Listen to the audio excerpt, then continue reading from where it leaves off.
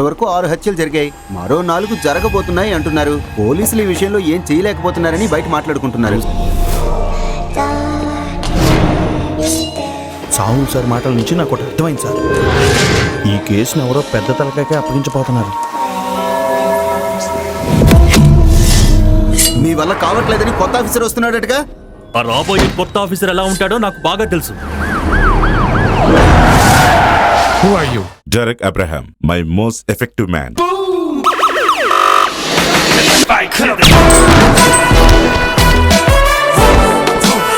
And he hates violence.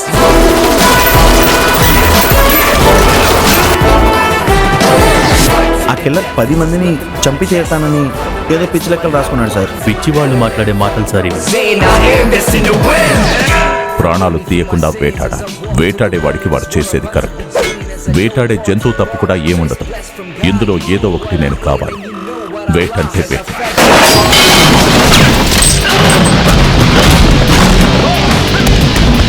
Next ఎవరిని murder చేయబోతున్నాడో ఎలా తెలుసుకోవటం? చనిపోయిన అలీనా చేతిలో దొరికిన వెంట్రుకలు ఎవరిదో కాదు, ఫిలిప్ వేశాడు.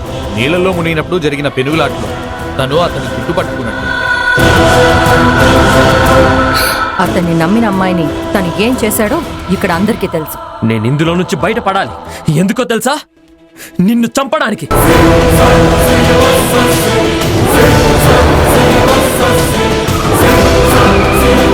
కాల్చాల్సింది మనసుతోనో మైండ్తోనో కాదు, గన్నుతో.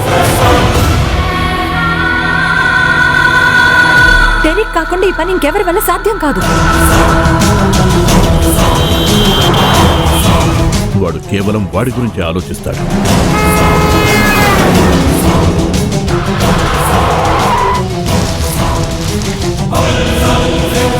ఇక ఎలాంటి హత్యలు జరగవు.